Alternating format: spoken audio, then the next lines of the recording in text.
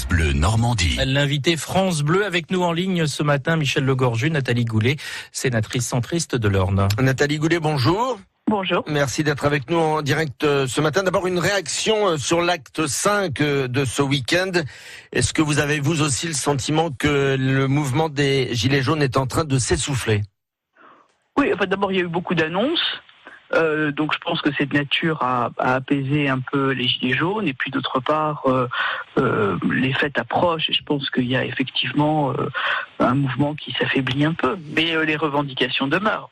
Alors vous étiez la semaine dernière très en colère et très remonté par les mesures et surtout l'absence de financement parce qu'on ne sait pas trop où l'argent sera pris. Édouard Philippe ce matin détaille ces mesures. 100 € pour les salariés proches du SMIC dès le 5 février en passant par une hausse massive de la prime d'activité et le report d'un an des baisses d'impôts promises aux entreprises par Emmanuel Macron. Vous en pensez quoi ? Je suis pas fâché contre les mesures, je suis extrêmement en colère contre la procédure qui malmène le Parlement et qui ne sont pas financées. Donc moi je suis rapporteur de la dette, donc si vous voulez on a dépassé les 100% d'endettement quand même. On est à plus de 1000 milliards aujourd'hui, c'est ça ? On a 42, presque 43 milliards d'intérêts de la dette à payer chaque année.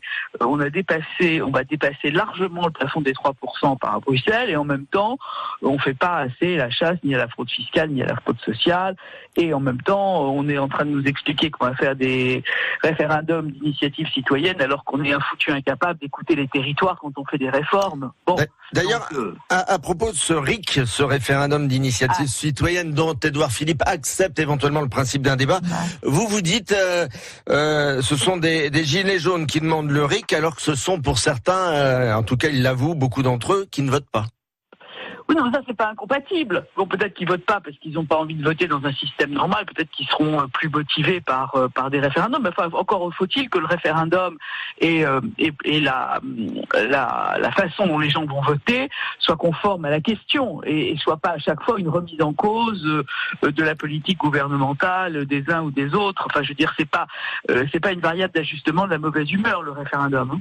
Les maires ont déjà ouvert des cahiers de doléances. Ça marche visiblement bien. Et vous dites l'apaisement peut venir justement des territoires.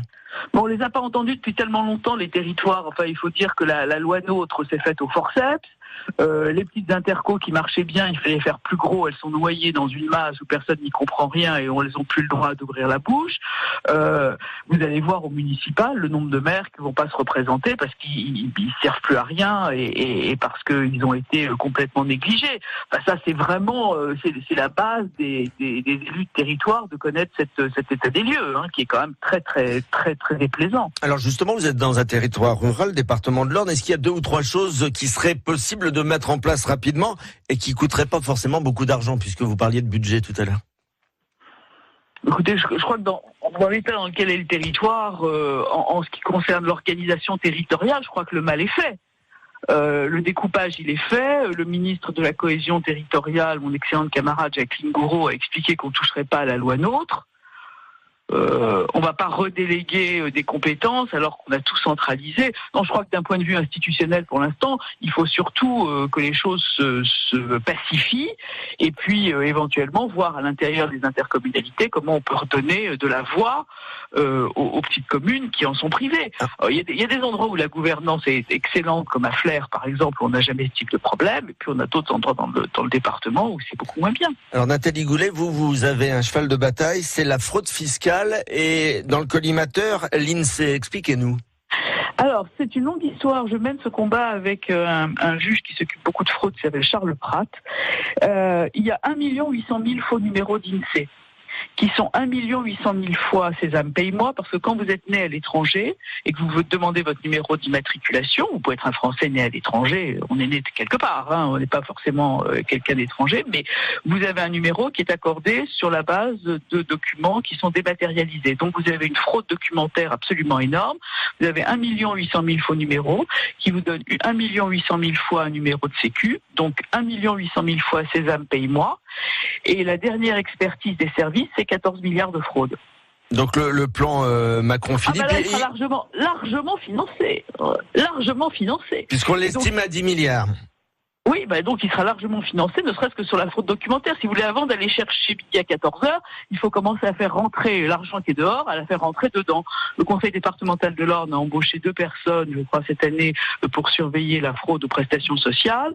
Je crois qu'elles gagnent largement leur salaire en chassant la fraude. La fraude fiscale et la fraude sociale, c'est une évidence. Il faut faire rentrer l'argent qui est dehors. Et ça, c'est quand même plus facile. Et il faut une volonté pour ça. Il faut une volonté. Et des moyens.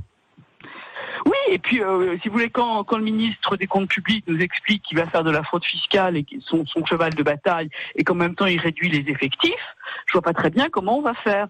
Donc, tout ça à plat, on est dans l'urgence. Et permettez-moi quand même de dire que le risque terroriste est quand même pas complètement disparu. Vous voyez ce qui s'est passé à Strasbourg et il faut être encore très vigilant. Donc il faut pas rogner sur les forces de police ni de sécurité parce que Florence Parly, notre ministre, a dit pour financer les mesures sociales, je veux bien qu'on rogne sur le budget des armées. Non, on ne rogne pas sur le budget de la sécurité, au contraire. Au contraire.